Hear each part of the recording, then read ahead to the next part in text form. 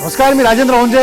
या विशेष कार्यक्रमात तुमचं सगळ्यांचं स्वागत. आज आपण पाहणार आहोत दहीहंडी संदर्भात. दहीहंडी संदर्भात सुप्रीम कोर्टानं निर्णय दिल्यानंतर जय जवान दहीहंडी मंडळाच्या पथकांनी या सगळ्या संदर्भात फेरविचार याचिका टाकली होती आणि तीही सुप्रीम कोर्टानं फेटाळली आणि दहीहंडीवरचा आपला निर्णय सुप्रीम कोर्टानं कायम ठेवला.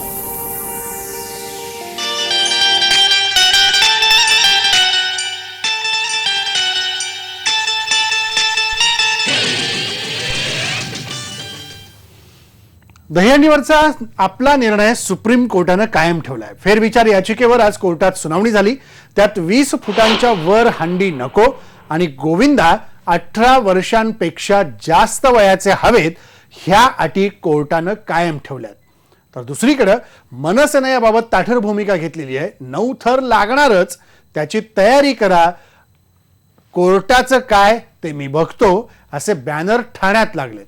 यामुळं आगामी महानगरपालिका निवडणुकीत मनसे या सगळ्याचा राजकीय फायदा घ्यायचा प्रयत्न करते का, असा सवालही उपस्थित होतोय. आणि या सगळ्यावर आज संध्याकाळी मनसेचे अध्यक्ष राज ठाकरे यांनी पत्रकार परिषद घेऊन काय नेमकी भूमिका मांडली तेही पाहूया. की मुळात न्यायदान जिकडे होतं, न्यायदानच म्हणतात, ज्या कोर्टामध्ये ही गोष्ट होते तिथे जर एक व्यक्ती जर समजा कोर्टात एखादी याचिका घेऊन गेली कोणाच्या तरी विरोधात, कुठच्या तरी गोष्टीच्या विरोधात, तर कोर्टाने, न्यायालयाने ती जी दुसरी बाजू आहे ही देखील ऐकून घ्यायला पाहिजे. हा विषय त्या मंडळांचा आहे. त्यातले जी मंडळं ह्या सगळ्या गोष्टी, अटी, काय शर्ती तुमच्या जे काय आहेत, हे इतकी वर्ष पाळत आलेले आहेत, ज्यांच्याकडे असल्या प्रकारचे कुठची अपघात झालेले नाहीत, त्या लोकांना तुम्ही बोलवून विचारायला पाहिजे होतं की नक्की तुम्ही काय करता, कशा प्रकारे तुम्ही हंडी फोडता, सुरक्षेच्या उपाययोजना तुमच्याकडे कोणकोणत्या असतात, काय काय आजपर्यंत तुम्ही केलेलं आहे, ते विचारायला पण नको. कोणीतरी कोर्टात जायचं आणि कोर्टात निर्णय घेऊन टाकायचा. बरं, माझं हेच म्हणणं आहे, मुळात पहिल्यांदा कोर्टाकडे ही गोष्ट कशासाठी गेली? सरकारने जरी आचारसंहिता आखून दिली असती तरी या सगळ्या गोष्टी झाल्या असत्या. कोर्टाचा संबंध काय या गोष्टींशी? दहीहंडीच्या विषयामध्ये सुप्रीम कोर्टापर्यंत प्रकरण जातं. मी तुम्हाला साधी गोष्ट सांगतो, दहीहंडीच्या विषयामध्ये इतक्या फटाकन तुमचं काहीतरी निर्णय येऊन जातं. मला असं वाटतं 2013ला मार्च मध्ये आम्ही टोलच्या विरोधात केस केलेली आहे हायकोर्टामध्ये. अजून तारीख लागत नाहीये. टोलच्या विषयामध्ये सगळ्या गोष्टी त्यांच्या समोर ठेवल्यानंतर देखील अजूनपर्यंत जर समजा हायकोर्ट तारीख देत नाहीये आणि दहीहंडीच्या विषयामध्ये फटकन तुम्ही निर्णय देऊन टाकता, काय ती हास्यास्पद, ती त्या पोलीस खात्याकडनं, त्या सरकारकडनंच एक नोटीस बजावली. नोटीस काय लिहिलं त्या नोटीसमध्ये? तर म्हणे मिरवणूक काढताना तुम्ही शस्त्र आहे ना कुठे,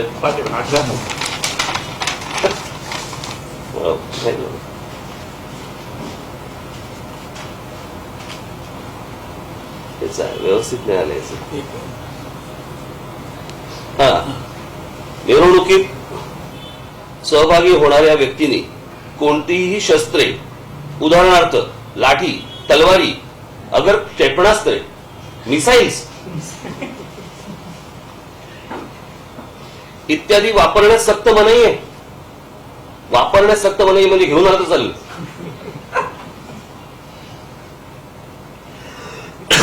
आणि क्षेपणास्त्रे, मिसाईल वापरतं कोणी मिरवणुकीमध्ये? मग 20 फुटाची कशाला पाहिजे? मिसाईलनेच फोडू. सूचना काही करताना पण त्यांना काही तारतम्य आहे की नाही या गोष्टींचं? मिसाईल वापरतात, पोलिसांच्या नोटिसीत असं येतं मिसाईल. कुठच्या देशात राहतोय आपण? आणि माझं म्हणूनच म्हणणं की ह्या सगळ्या गोष्टींचा या कोर्टाचा काही संबंध नाहीये. इतक्या जणांच्या, लाखो करोडो लोकांच्या केसेस आज तिथे कोर्टामध्ये सगळ्याच देशभरातल्या पेंडिंग आहेत. त्याचे निर्णय लागत नाहीयेत. त्यांच्या तारखावर तारखा लागतायत, लोक नुसती आपले ते जोडे झिजवत आहेत त्या कोर्टांच्या पायऱ्यांवर, त्याचे निर्णय लागत नाहीत, ह्याचे फडाक लागतात. ही गोष्ट त्यांनी सरकारवरती सोपवायला पाहिजे होती आणि सरकारने ह्या गोष्टींचा काय नियम सगळे आखून द्यायला पाहिजे होते या गोष्टींचे. हे कसं आहे माहितीये ना, हे सरकारचं पळपुटे धोरण आहे. त्याला निर्णय घ्यायचे नाहीत या विषयांमध्ये. प्रत्येक गोष्ट कशी कोर्टात जाते तुमची. आणि या गोष्टींबद्दलचे मी जे काही लोक आले होते, जी मंडळ आली होती, एक गोष्ट निश्चित त्या दिवशीच्या माझ्या पत्रकार परिषदेत मी सांगितली की त्याला जी एक सूज आली होती ना या संपूर्ण सणाला, ती सगळी व्यासपीठं उभी करणं, ते नटनट्या नाचवणं, ती गाणी लागणं, ते लाऊडस्पीकर, ते सगळे पैशाचं सगळं ते थेर सगळं, हे निश्चितच बंद झालं पाहिजे. याच्यामध्ये दुमत असण्याचं कारणच नाही. हे कारणच नाही. विषय आहे दहीहंडीचा. तो सण सणासारखा साजरा झाला पाहिजे आणि त्याच्यासाठी म्हणून सुरक्षेची जी काय काळजी घ्यायला पाहिजे ते त्या गोष्टींचे नियम आखून द्यायला पाहिजे तुम्ही. विस्फोटावरनं माणूस खाली पडून पण जखमी होऊ शकतो, हातपाय तुटू शकतात. आपण कित्येक म्हणजे कसं होतं ना या सगळ्याच्यामध्ये, आज रोजच्या रोज देशामध्ये, मुंबईमध्ये खास करून महाराष्ट्रामध्ये रेल्वेचे किती अपघात होतो तो रोजच्या रोज. त्याचा काही आकडा हजारात आहे. पण ती सुधारण्यासाठी म्हणून कधी कोणी बोलते का? त्याच्याबद्दल कोणी बोलत नाही. मग हे सगळे सण बंद करायचं षडयंत्र आहे का? कोणाला आवडेल? कुठे कोणी जखमी झालेला, कोणाचा हातपाय तुटलेला कोणाला आवडेल? पण त्या सगळ्या गोष्टी करत असताना त्या उत्साहाला तुम्ही जर एक आचारसंहिता आखून पहिल्यांदाच दिली असती चाललं असतं.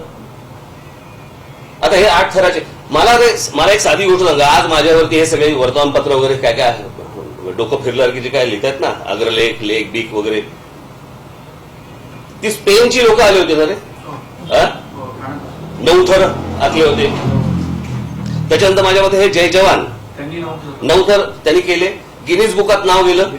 पहिल्या पानावरती स्तुती कोणी केली होती रे? या सगळ्या वर्तमानपत्रांनी, याच तुमच्या सगळ्या चॅनलनी केली होती ना. मग आज काय झालं?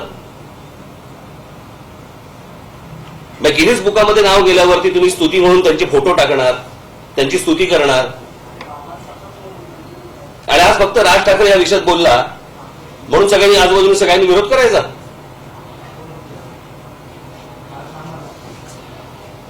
हा काय प्रकार आहे? मला काही कळला नाही. मला हल्ली तर अनेकदा असं दिसतं ना की अनेक पक्षांच्या दौतीमध्ये बोरू टाकून लिहित असतात.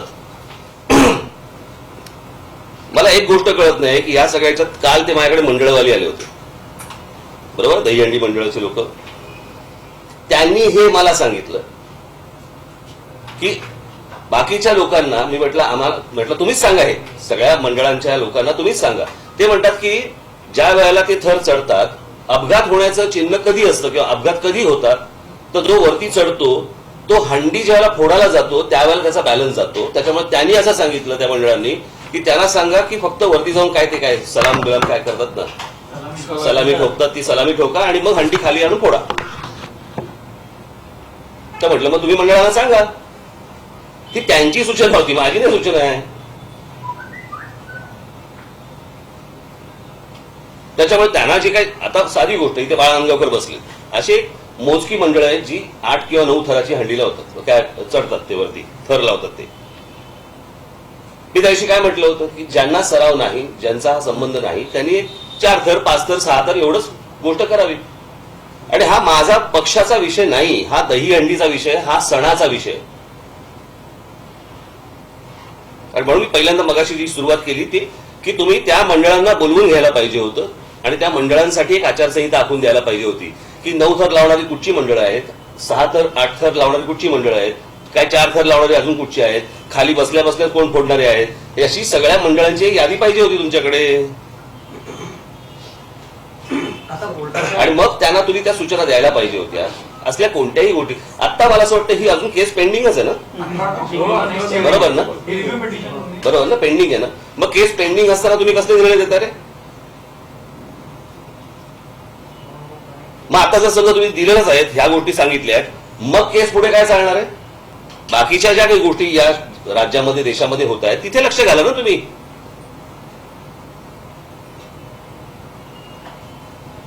मग कुठच्या गोष्टींना तुम्ही बंधनं आणणार आहात मला जरा सांगा. फटाक्यांनी काही भाजलं जातं, सुद्धा फटाके बंद.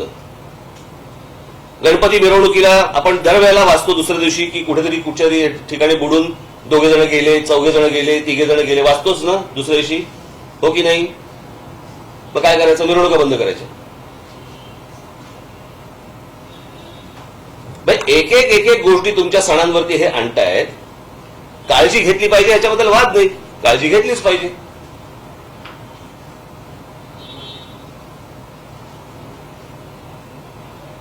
मला त्या मगाशी मी जो प्रश्न विचारला ना की ज्या वेळेला हे 9 थर जेव्हा लावले गेले आणि त्यांचं जेव्हा गिनीज बुकात जेव्हा नाव गेलं त्यावेळेला स्तुती करणारे आज विरोध का करतायत? अपघात व्हावासा असं कधीच कोणाला वाटणार नाही, कोणाच्या मनात पण येणार नाही.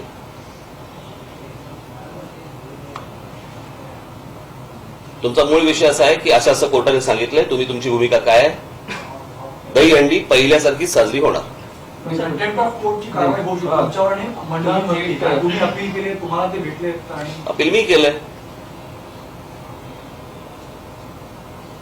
माझं पहिलं म्हणणं हे आहे ना की माझ्यावरती तुम्ही कंटेम्प्ट करण्याच्या आधी तुम्ही पहिल्यांदा विचार करायला पाहिजे कोर्टाने की आपण दुसरी बाजू ऐकून घेतलीये का? आपण मंडळांना इथे कोर्टामध्ये बोलवलं का? काही लोक म्हणतात स्वतःहून काय गेला, स्वतःहून कशाला जायचंय? तुमच्याकडे जर एक बाजू आली आहे तर दुसरी बाजू ऐकायला तुम्ही बोलवून घेतलं पाहिजे. अहो साधं घरामध्ये होतं नाही का? 2 भाऊ असतील, बहीण भाऊ असतील, एकाने समजा आई वडिलांकडे काही बोलला किंवा हा असा करतो तर आई वडील त्या दुसऱ्या भावाला किंवा बहिणीला बोलून घेतात ना.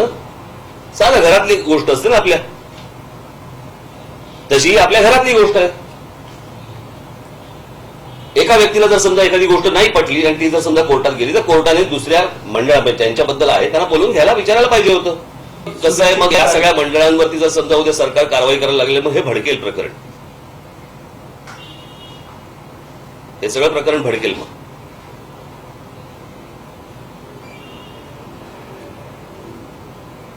आम्ही जर डोकं शांत ठेवायचं असेल तर मला असं वाटतं समोरच्याने पण डोकं शांत ठेवलं पाहिजे.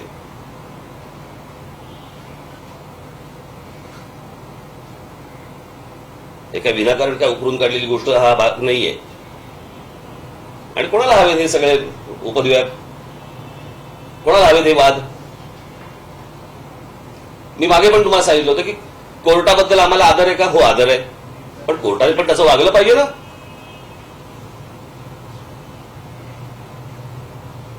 या गोष्टींमध्ये कोर्टाने पडताच कामा नये मुळात. आणि ही गोष्ट त्यांनी खरं तर लोकांसमोर मांडायला पाहिजे. कोर्टाने सांगायला पाहिजे की सरकारला तुम्हाला निर्णय घेता येत नाही, तुम्ही आमच्यावरती टाकू नका, तुम्ही निर्णय घ्या या गोष्टींचा. लोकांनी निवडून दिलं तुम्हाला, उत्सव सण लोकांचा आहे ना, जनतेचा आहे ना, मग तुम्ही निर्णय घ्या. तुमच्या लक्षात येत नाही ही गोष्ट. तुम्हाला हा माझा एक मिनिट, हा माझा विषय नाहीये, हा उत्सवाचा विषय आहे. हा विषय उत्सवाचा आहे. मी कधीच कुठच्याच वर्षी जात नाही, कधी ह्याच्या आधी कधी मी गेलेलो नाही. मी कधी हा परिस्थितीचा विषय नाहीये. प्रश्न असा आहे आमची लोक तयार आहेत.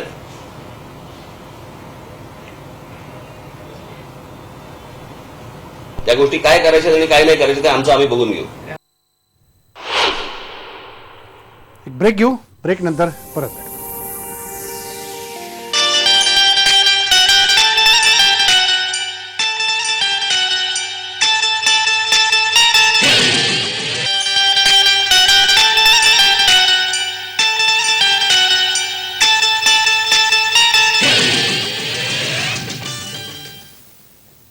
सळसळती तरुणाई, प्रचंड उत्साह आणि जल्लोष अशी काहीशी मागील वर्षापर्यंत दहीहंडी उत्सवाची व्याख्या करता आली असती. मात्र अलीकडच्या काळात ह्या उत्सवाच्या नावावर उधळल्या जाणाऱ्या करोडो रुपयांमुळे या उत्सवाचं रूपडच काहीसं बिभत्स होत आहे असं म्हटलं तर वावगं ठरणार नाही. बघूयात एक special report. Hey guys, this is Evelyn Sharma and I'm coming to Pimpri for the biggest Dahi Handi event. Hi everyone, मैं हूँ चित्रांगदा सिंह और मैं आ रही हूँ आपके शहर पुणे वाकड़ में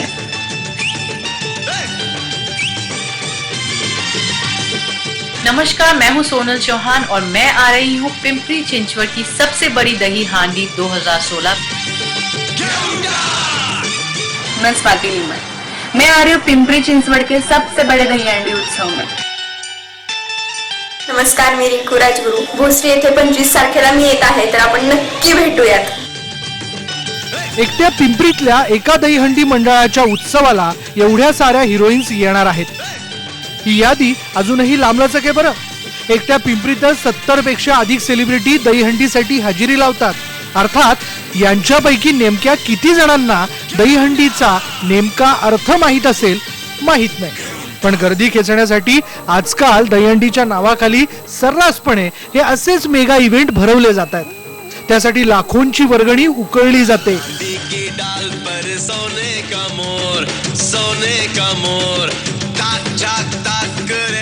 अर्थात हे सगळं राजकीय शक्ती प्रदर्शनासाठी केलं जातं हे इथे वेगळं सांगायला नको. कुणीतरी थट्टेनं मगाशी म्हटलं होतं मराठी माणूस, हिंदूंचे सण, मराठ्यांचा सण, याच्यामध्ये मराठीचा संबंध कुठे आहे असं कोणीतरी परवा पोस्ट टाकली होती. ना कृष्ण इकडचा ना तो गोपाळकाला इकडचा, पण ठीक आहे तो भाग आपण सोडून देऊ. असं असतानाही लहानपणी दही काल्याला एक स्वरूप होतं की मैत्री यावी, संघटन असावं असं स्वरूपाचं.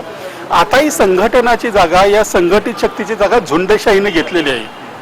हे नाट्य आणतात, त्यांची जर एकेकाची तुम्ही टी व्हीवरचे किंवा युट्यूबवरचे डान्स बघा, अक्षरशः लाज वाटावी. म्हणजे कृष्ण असता तरी त्याने स्वतःहून यांना शिक्षा दिली असते. अशा प्रकारचे हे डान्स करतात. यांना लाखो रुपये दिले जातात यातले, आणि यातल्या बऱ्याचशा ऍक्टिव्हिटीज या कागदावर नसतात. दहीहंडी आयोजकांना मात्र हे आरोप मान्य नाहीये. उजळ माथ्याने या उत्सवाला ते परंपरेचं नाव देऊन मोकळे होतात.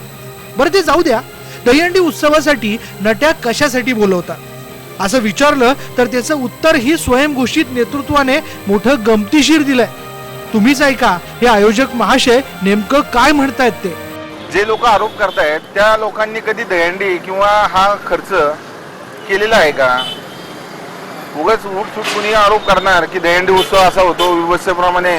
त्यांनी एकदा दहीहंडी करून पाहावी, मग त्यांना कळेल की दहीहंडी म्हणजे नेमकं काय आहे. नाट्य आणून आम्ही जो उत्सव साजरा करतो कृष्णांच्या काळामध्ये, भगवान कृष्णाच्या काळामध्ये गोपिकाही असायच्या, तर आम्ही या गोपिका म्हणून लोकांसमोर या नाट्यांना प्रोड्यूस करतो.